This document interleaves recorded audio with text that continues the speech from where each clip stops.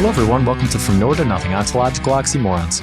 I'm your host, Joel Bouchard, a doctoral student in psychology, and with me today is Mr. Norman Gayford, a professor of English and philosophy. If there's a topic you'd like us to cover on the show, feel free to email us at fromnowheretonothingpodcast@gmail.com or contact us on our Facebook page. From very early in human history, we have identified order in the universe. Our ancestors looked into the sky and saw orderly constellations in the randomly scattered stars. And while we know the constellations are objectively fictitious, there are other examples of order which do not seem invented by humans, such as the ripples on a calm pond when a pebble is dropped into it, a head of Romanesco broccoli, or even the planets orbiting the sun. Far from being only a natural phenomenon, order is also an integral part of nearly all human institutions. So today we ask, what is the character of order? Lovely question. So like you said before we got up here, we've already done a whole podcast on order before we started. It just wasn't in front of the microphone. Yep. So I'm sure we're not going to rehash any of that because that's just not the way we do things. Not the way we so we'll see where it goes, but I think it's going to be interesting based on the conversation we just had. So what is order? An illusion, my friend. No, that's it is so many things. So rather than just dive into the etymology, let's just pick at as unto a house sparrow on a bird feeder. Let's chew a few seeds. So pick some uses of the word order. We hear law and order all the time in political discourse. We'll get to that one. I'm putting that up. I'm just like Tony Stark right now, putting these things up in the air, right? We like to order things. We will order things or we will fill somebody else's order. So there's a transactional thing. There's a different kind of transactional order, following orders or giving orders. So there's a hierarchical kind of thing going on. Then we have religious orders, which are people focused on the same practice of the same discipline within a certain theological position. And then we have the order of the universe and so on. So we are obsessed as human beings with this word. Ordinal has to do with numeric representation. If we get into the etymology, the order was equated with the word estate, regulation, rule. In the 12th, 13th century and so on, it's a religious order of monks and nuns and so on. You go back and it's ranks, which is a word you're familiar with. And how would the army be without ranks? Would the army be right? Yeah, without ranks? Lines, series. In science, you have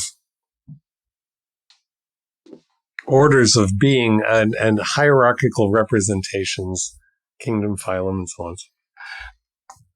And then there's this wonderful word where it really begins, which is the primordial. Primordial means back to the beginning of the weave, because in an etymologically speaking, order was also a term used in weaving as you're putting the loom, you're laying out the wool on the loom. So primordial is about the stuff that happens before the order exists, and there's no real etymological basis for the word primordial except that it just pops up, and that seems appropriate, doesn't it? Man, there's a lot in there. I did not know primordial was related to the word. Yeah. And it's just such a perfect description too, because if you ever look at any piece of cloth, right, you always go, well, how did they start this, right? How did this? I can look at the weave and I can understand the pattern of the weave, but I don't know how they started to weave it. Have you ever watched weaving? Yeah, I've seen some of it on looms and in museums and so on, or practicing artists. It's amazing. It makes one want to sit down at the. It's this incredible machine. Sometimes they're small, sometimes they're large. It's just a thump of the pattern of one line at a time. Oh, no, that line didn't work quite right. Pull it out. You can understand why the idea of the fates arose. The three sisters with their scissors. Disney did it in the Hercules movie, right? Oh, there's the thread of your life. Oh, snap. So anyway. Yeah. No, that's a perfect beginning to talking about it. I love it. So what are some of the initial philosophical reflections on order in history? Has anybody talked about it earlier on? Yes. Aristotle talked about it. And the thing that to me is interesting regarding it is that Aristotle was laying out a stack of being. Really, it was more of a plan for how we would organize things in discussions about what we now call science. And so I think that there was a quotation I wanted to deliver, but I've lost it in all my stacks of stuff. It was to start out with the arrangement of philosophy itself. So a subject area. It didn't all happen at once like this, but this is where it was going. You're breaking it down, highlighting how is this subject related to yet distinct enough from another subject. And so you can have a multidimensional, which is what has happened over lots and lots of time, organization of things. You can have linear order, the arrow of time, which now quantum physics and so on are sort of dismantling that Robin Hood-like arrow flying through space. You can have spatial order, family trees, people who like to engage in genealogy.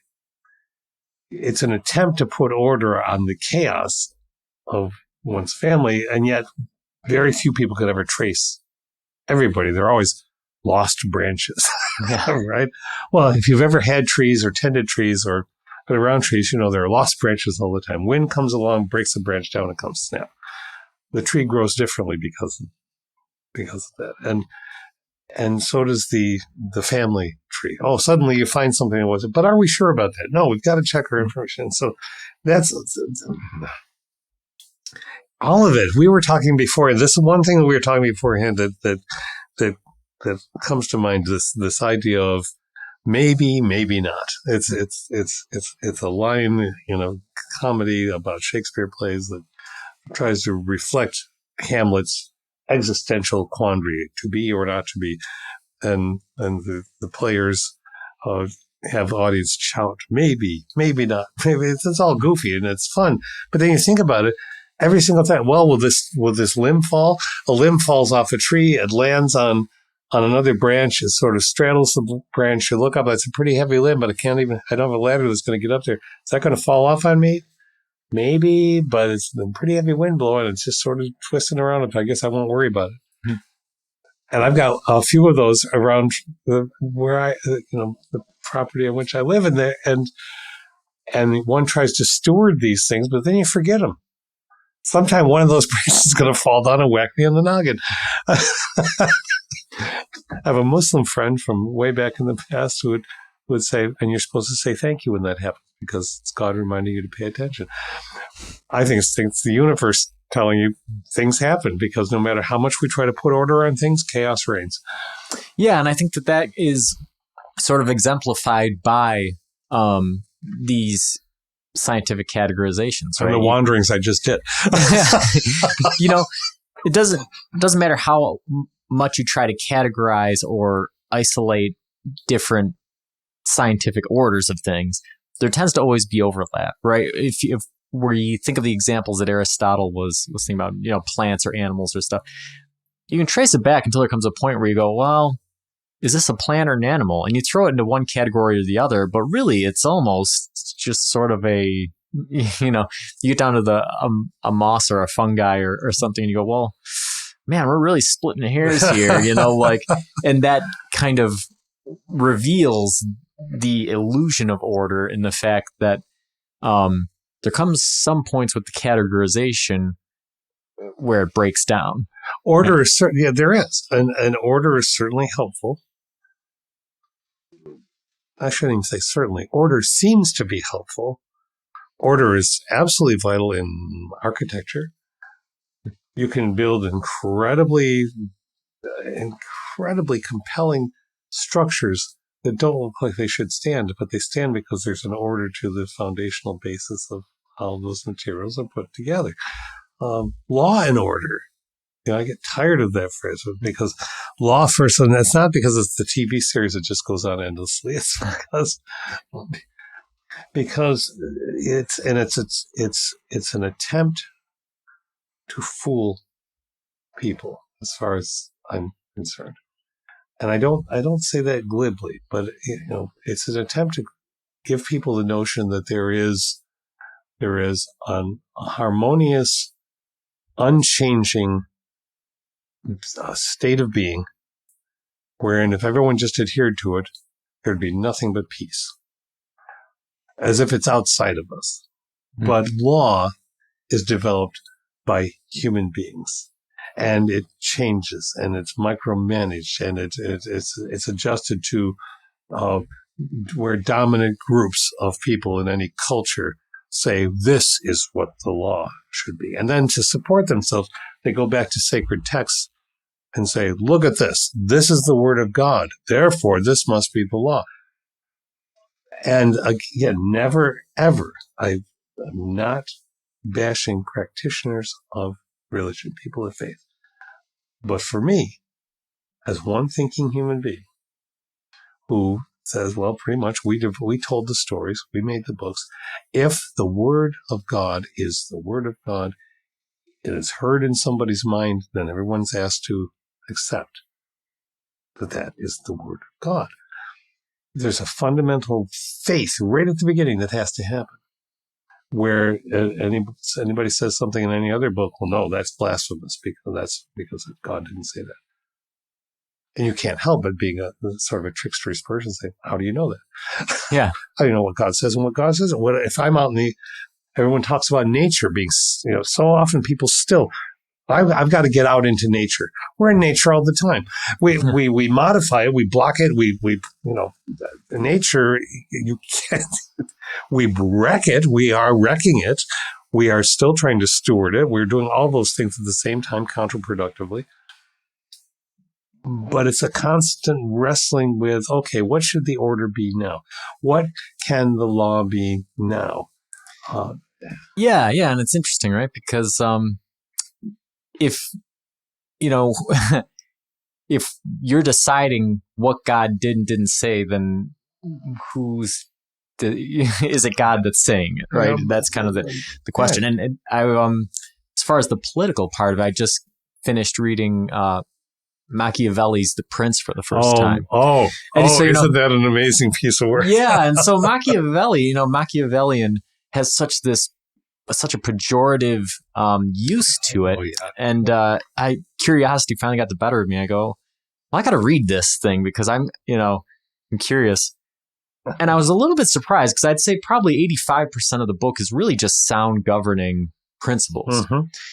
But then there's 15% of it that is either amoral or immoral in such a way that you go, how did he not realize what he was saying here? And the reason for it is that he's looking at it from a prince's perspective, mm-hmm. right? And that's an important part of creating laws and political and social order, is that it's always going to be biased by the people who are creating it. And so you can carry that into your religious arguments as well to an extent. You go, okay, well, you can say that something is the word of God, right? But then if you have a council and everybody sort of votes on what it said, well, you go, well, who is saying it then, right? So this idea of order, right? Where does it stem from? I think the next kind of the question that we're getting at that we haven't asked yet is when we look at the two examples, right? Architecture. You can, like you said, you can create something that is magnificently orderly and looks impossible, even though it has this, this order to it. And then you look at a platypus and you go, well, I don't even know how to categorize this thing. It doesn't seem to have any order to it at all. Is order inherent in the universe, or is it something that humans are imposing upon it? Well, for a simple man, me, it's not a simple question. Because I read in cosmology and cosmogony and all kinds of other things, and you do just wide reading and you experiencing things, and I mean, there's an interesting mediator, which is technology. A mediative point that constantly shifts. So, is there order in the universe? Well, there seem to be physical laws. And they've been intuited and then through observation deduced and so on. But those seem to keep shifting. Not entirely. Gravity is gravity. We haven't learned how to control gravity yet. But how things were supposed to be according to the idea of order that we had for the universe. And again, I'm saying this as when I was a kid, there was one galaxy. When I was a little kid. Yeah. Right? Imagine my surprise over the years, the infinitude that we encounter. And that has, you can't look at that. No, change that. You must, at some point, look at those things that have been observed and how the order has changed to realize that order is always changeable. Yeah, that's the important thing, right? Because I think there are certain things you can look at and you can definitely say, okay, humans are making order out of something that doesn't appear to have an order. But if you could go beyond that, there are some things where you go, well, this appears to have a natural order. And I think, like you said, you can sort of strip away that illusion on most things, but you get back to the physical laws, like you were saying, you go, well, these appear to be orderly. And then you trace them back in time to a point, you go, well, actually, in the first Planck second of the universe, the laws of physics themselves changed. But gravity might have been the same. And then you go, well, maybe gravity changed. And you go, well, I think what it comes down to, right, the final question of whether or not order is an inherent part of the universe is if mathematics is immutable, right? And I think that, it's taken for granted that it is, but I think the fact that there are still mysteries surrounding the origin of the universe suggests that maybe there comes a point at the very, very beginning where even mathematics might break down, because that's what happens is when you start to get the infinities or the zeros in the math, what that generally means in theory is not that infinity or zero exists, but just that the theory or the math that you're using breaks down and you need something to go beyond. Yeah, I think there are certainly physicists who would say, yeah, you're in the camp. Let's go to something really, really simple that many people, including me, are complaining about a lot these days. Driving. Now this is on the ground, literally. It's a bad pun, right? So we arrange things so that there are highways, there are roads, there are dirt roads, there are paved roads, there are super highways, and so on. So there's a hierarchical order of how much traffic can be on certain roads. We make rules about traffic, but the rules now are certainly not the rules when the Model T emerged, because of what speed it could do and how few people had cars and so on. So you're out there. There are rules to the road. We learn them. We have to learn them in order to get a license. Sometimes we get on the road and we probably shouldn't have gotten the license. Somebody was nice to us. Somebody overlooked some mistake that we made. Sometimes people don't overlook a mistake, and people get upset at the driving, the person who issues the okay or not for you to have a license. So there's all that social mess going on in there. But we have rules.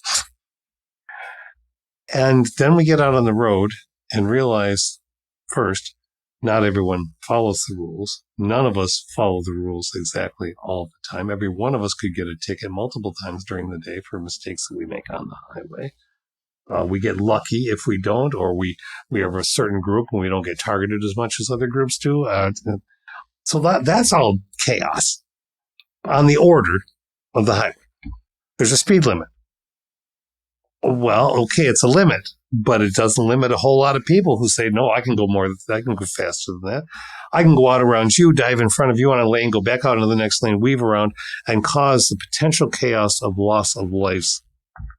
Because I don't care, because I just got to get there, and because I'm such a great driver, I can do it. People who do that are engaged in the chaos, the narcissistic chaos of not paying any attention to what's going on around them, thinking that they're superhuman and they can just survive it. Or they're so egomaniacal that they can just drive better than anybody. But they're not thinking, because you can't anticipate something every single driver is doing in a stack of 60 cars and just in the space of a mile. Right? So we think we have an orderly highway, but of course we have police to monitor this. But of course police can't monitor all of it. We don't have enough police, and it's just as well. I don't want a police car every mile, because that would mean we were living in a police state. So the order depends upon the ability of the individual to adhere to the rules. And some of the people who make the loudest noise about wanting a country filled with law and order are the same people, you see the bumper stickers on the back of them, who are breaking laws right, left, and center. Why? Because they have a right to, because they're what? American? Because it's breaking rules is the thing that we do. So all of that is bound up in just driving down the highway. Yeah. Yeah, and so you look at it, if you look at it globally, you zoom out far enough, it can appear very orderly, but then when you sort of zoom in on any specific traffic situation, you're going to see the order being broken constantly. And that sort of is a good analogy for physics, right? You zoom out far enough, and like I said, we're sitting in this room and everything appears very orderly, but like we were talking about last week, this table's mostly empty space, right? So if I zoomed in far enough, this table would be extremely chaotic. Yet when I zoom out far enough, it appears completely stable.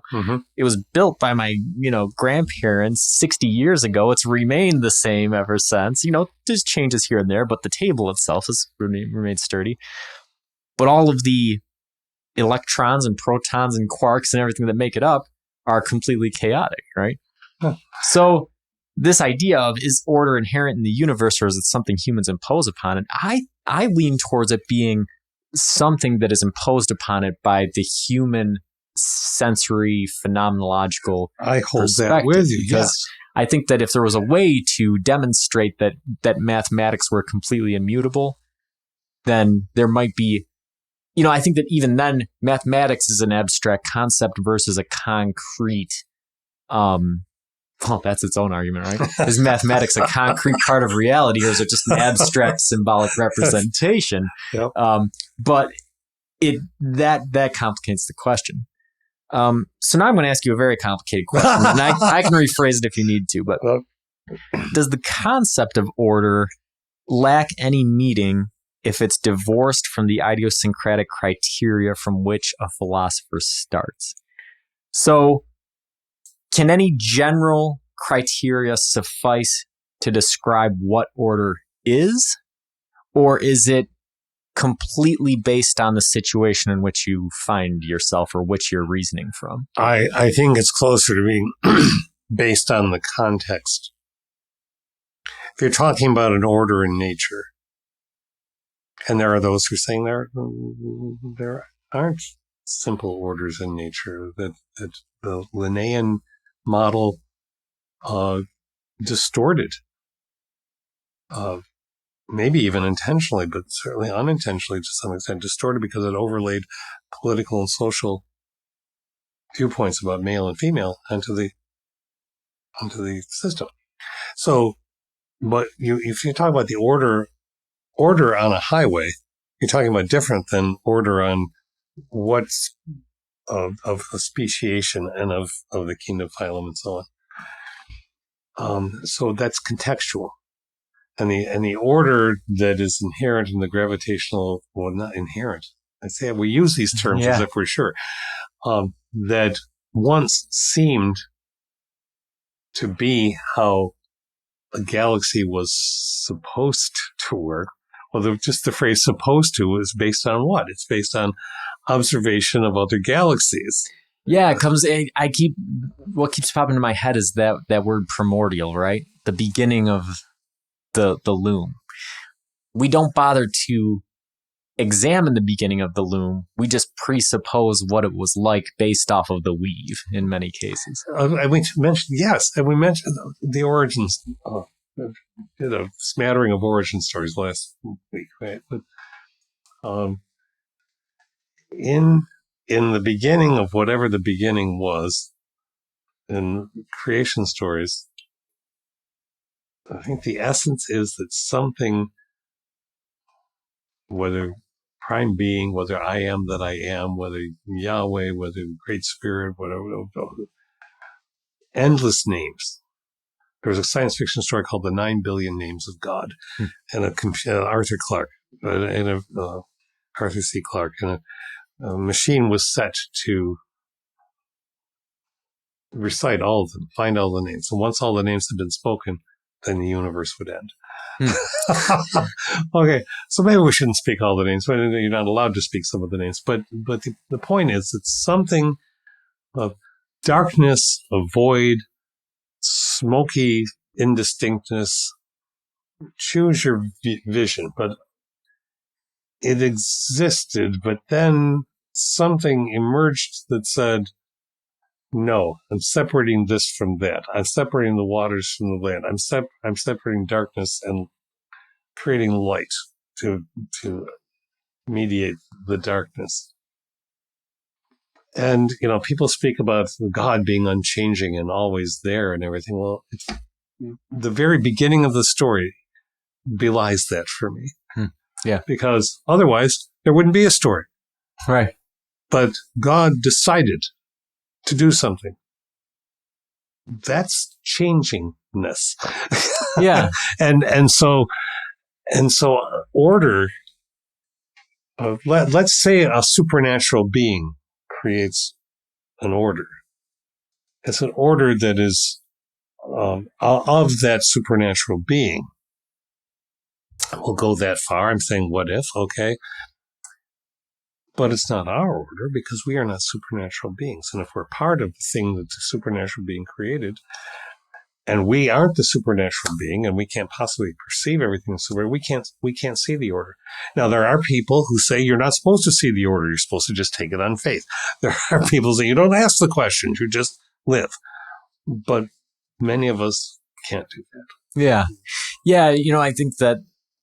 I think that gravity is a great example, right? Because Newtonian, Newton came up with gravitational principles, and for hundreds of years, they just explained everything so well that people thought physics was done. That was the end of it. Like, hey, we figured it out. We figured out the universe, everybody. Now all we have to do is live in it. Yep. Kind of like finishing an RPG video game and then just running around in the sandbox world, right? Well, then Einstein comes along, and, special relativity, he was just masterful at taking these complex physics and putting them into illustrations that anybody can understand, right? And so the train, right? If you are an observer standing outside watching a train ride past at 60 miles an hour, and you see somebody carrying a tray of drinks, and then as the train is riding past you, you see this person drop the drinks. You never see the drinks hit the ground because the train is going so fast. Mm-hmm. All you see is the tray tip. And that's all you see from your perspective. But if you're inside the train, you see the tray of drinks fall and shatter all over the floor. And then for the next 15 minutes, people are cleaning them up. And you have no perception of moving 65 miles an hour, right? Because of your frame of perspective, right? You're on the train, so your speed is 0. You are just sitting in a seat, but you're not. You're moving at 60, 65 miles an hour. The observer outside the train thinks that he is standing still and that the train is moving. Well, Einstein essentially with that illustration is saying, we're on the Earth, you and I are sitting in this studio and we think our speed is 0, right? But yes. The Earth is rotating. Yep. And the sun is rotating around the galaxy, and the galaxy is rotating around a supercluster, and the supercluster is rotating. And we are all falling through space at impossible speeds. Right. And so all of a sudden, that illustration combined with the physics that Einstein developed makes you go, well, in that case, our idea of order is relativistic, right? So I think that this question, does order lack any meaning if it's divorced from the situation? Yeah, I think that it does lack meaning if you're, to try to say, well, is there an overarching order? You and I were talking about this before the show, Stephen Hawking's last theory on the universe. And essentially the big takeaway from that, right, is that throughout most of physics, physicists have looked at the universe and said, look how orderly everything is. What are the chances that things would be this orderly? Oh, they're so infinitesimally small. We need to find out why our universe is the way that it is if the chances of it being this way are so infinitesimally small. And Hawking's final theory essentially says, no, the entire thing is just chaos, but it's our chaos, so we say that it's order. Right? Mm-hmm. And what is that if not a relativistic view on what order is, right? He said if you wound back the clock to the beginning of time and you ran it forward again, it would not look this way. It would look very different. And if you ran it back, in million times, it would be different every single time. Different views. So he said it is chaos. The whole thing is chaos. But since we are here, we perceive the steps that got us here as being a type of order because we are imposing that on the universe. And we impose that in every aspect of our lives. People could argue that we'd be paralyzed otherwise. I went to a hospital yesterday, and there was a bunch of eye tests and so on. You walk in the door, there are signs. Go this way. There's waiting room 1, waiting room 2, waiting room 3. You want to be in waiting room 4. That's where the eye patients are. And then people come out and call your name. Some people you go in this door, some people go in that door. It seems chaotic, but there's a system in place. But it gets botched up immediately when somebody comes out and says, George. Nobody stands up. Nobody moves. George? George R?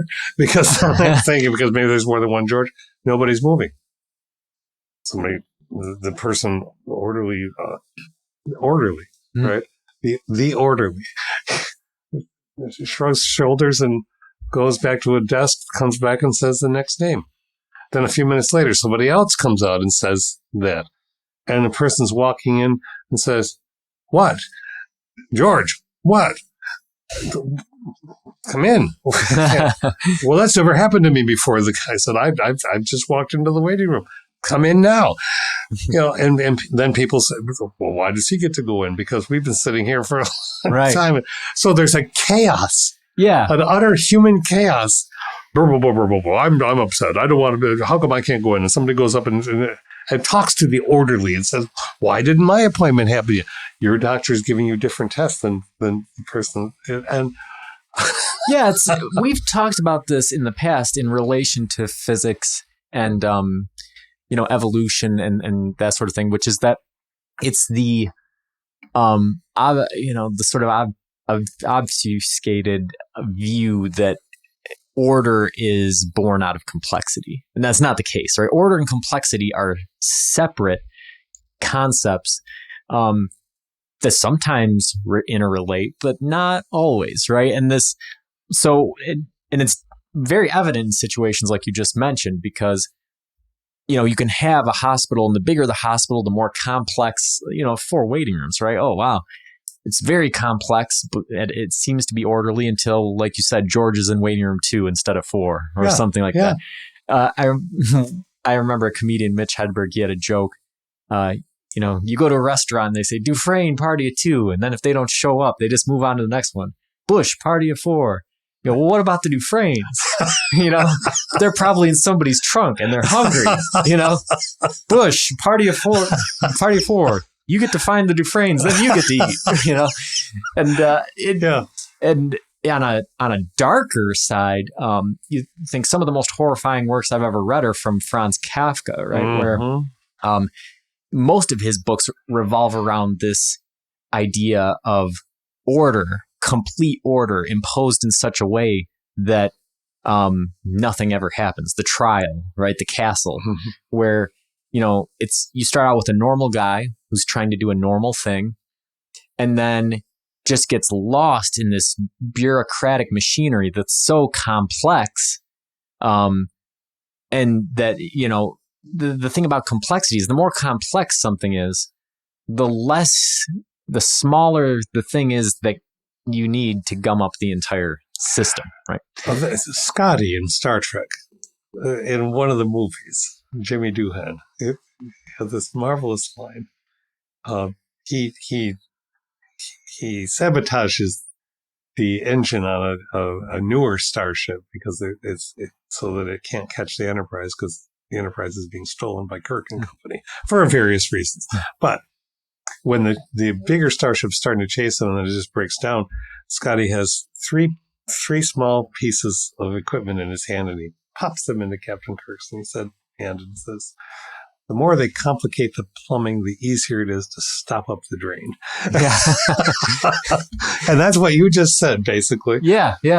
And so that would be, complexity could be its own podcast, really.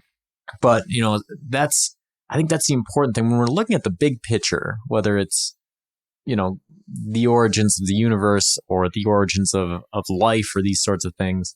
And we look at the human being, we go, whoa, look how complex it is. We're the most orderly creature in the universe. Well, no, no. Complexity and order. There are, I think a potato has more DNA than we do, right? But so complexity and order are separate things, and order is context specific and mutable, meaning changeable. And you read Machiavelli, and Machiavelli, at one point in The Prince, there's a discursive set of paragraphs that are completely contemporary in the sense of being relevant to us, and it's about how people tend to avoid change because they are afraid of change, and so it takes a long time. And people will immediately default to the idea that there is a natural order, male and female, even though for thousands of years, many cultures have had as many as 5 to 12 genders. That's wrong. That can't be. It's either male or female, because it's only on or off. It's only 1 or 0. It's this whole bifurcated, dualistic approach, and people who are incapable of embracing, or are so afraid of embracing difference, use order as an artificial defense mechanism. Order as in the order that we think existed best in our own lives, and therefore it should be the order everyone has, because otherwise it wouldn't be order. But of course that order does not exist in the simplistic fashion that they want to, because order is mutable. look at the state of our laws. Yeah. This yesterday, a judge abrogated a state law, the validity of a state law in Mississippi that said that people who had done their prison time for certain felonies could still not vote. Crimes such as bigamy or thievery. But the law was written a long time ago, a century and not a half, but a century and change ago. And it was written with the phrase to maintain white supremacy. Mm. And the judge wrote in the decision, you can read about it, it's in the paper, the judge wrote in the decision that it is clear that American understanding of law, of your rights after you have been in prison, and of not maintaining white supremacy clearly point to that law is no longer relevant. And I'm saying, yay for the judge. But there are people who are saying, the judge has created disorder. It was a perfectly fine law in 1891 and it should hold now too. And that, to me, that just points to the idea you have to be flexible on what order means. There are people who never want anybody to protest, ever. That's disorder. It's breaking things, or it's breaking the peace, or people should just, because your life is fine, you don't have anything to protest about. That doesn't mean that other people don't. And the inherent laws of our country, the law and order, says that there can be protests. So people take the word order and they mush it into something that it doesn't necessarily mean. Yeah. Yeah, and I think some of it has to do with the context of the situation, which is going to come into play with this next question I'm going to ask. How should we view order and chaos? How should we make use of the two concepts together? I think we should recognize that we already do. I think that it's just a cultivated ability to recognize. Because let's take something as simple as a theme park, a water park. What do we go to a water park to do? What do we go to a theme park to do? Some people want to get on a carousel. Some people want to get on a roller coaster. Why? Why do we get on roller coasters, Joel? I don't feel chaos. Right. I don't. I've ridden one once, and I don't want to go on it again. But some people do. What? To shriek, to yell, to release whatever. That's chaos, right? That's experiencing. But it's a controlled chaos, mostly. Sometimes, seriously, grim not.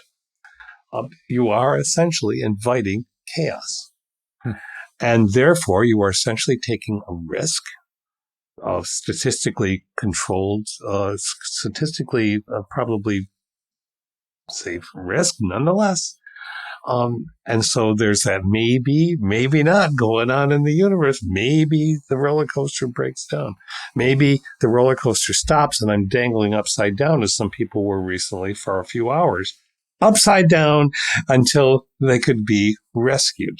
They got more chaos than they were asking for. But that's just one example of why do people drive 70 miles an hour? Maybe some need to get someplace they think so badly that it's worth breaking the laws. But they, of course, justify it to themselves. Maybe some are just thrill seekers. Why does Tom Cruise make movies where guys jump off in motor? But, lots of people parasail. Lots of people, what's it called? Not cave diving, but there's a name of they take risks. They encounter chaos. Yeah. I think that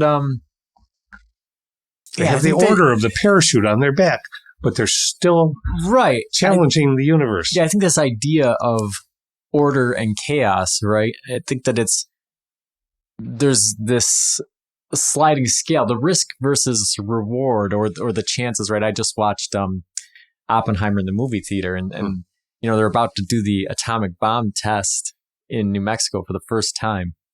And the general who's in charge of the project, Oppenheimer, makes a remark, and the general goes, "Wait a minute. Are you saying if this bomb goes off, there's a chance that the chain reaction doesn't stop and we blow up the entire world?" And he goes, "Well, it's not zero." And you see the look on the general's face, right? And you go, no matter how small the chance is, there's the chance, right? The same thing is true with the Hadron Collider. Yeah. I have my personal theory. We all have these little nuggets.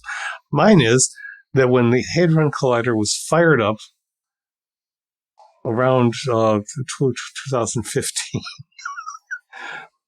that we went into an alternate place. Our Earth went into that, but the chances of, what was it, 10%, something like 8 or 10%, that it might have swallowed the Earth up into a black hole. Maybe it freaking did. Yeah. But 10%, 8% chance. The world took a risk, and the world didn't have a choice in that. Right. Nobody got to vote on it, right? And so I think that there's the narrative, right? And this is, again, including humans in all of it, right? The atomic bomb, the Hadron Collider and stuff. But you don't need humans for it. You can look at just the regular universe that we live in, and there's things like this. For instance, the universe is not in a vacuum state. And so, according to the laws of physics, things are always trying to get to the lowest energy state. So at any moment, the universe could revert to a complete vacuum state, and then at the speed of light, everything would come to an end. Yes. We could be sitting here, and then before we knew it, there'd just be nothing, right? That doesn't take any effort on the human part. That would just be there. In the order of the universe, gamma rays of extraordinary proportions are cast off by certain bodies. Right? Yeah. And if the gamma radiation of that immensity, because radiation passes through us all the time, we have particles passing through us all the time. We are constantly bombarded. But if we were bombarded enough, we'd be done within a snap. And so you see that, as you just said, that has nothing to do with humanity. That's just the cold universe out there. All right, then we are constantly at the whim of chaos, and we create order just enough to assuage us. It's like putting a blanket over ourselves and telling ourselves there are no monsters in the closet.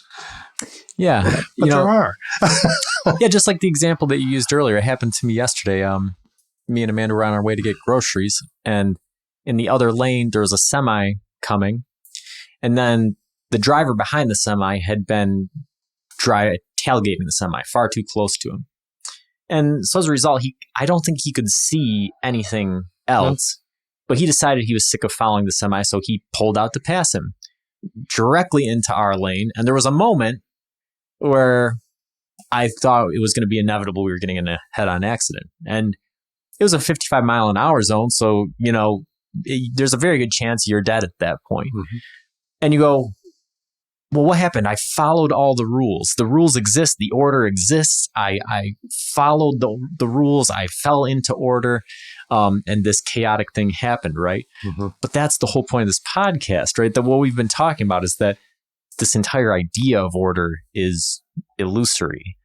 And at best, it only exists in abstraction from context to context. It's something that we impose on the universe. Mm-hmm. But since we ourselves are not completely orderly, the order never works out 100% the way that it's supposed to. It's mutable. It constantly changes. So, yeah, man, this was a fun one. And I think that it opened up some avenues for some interesting discussions in the future. So until next time, keep pondering.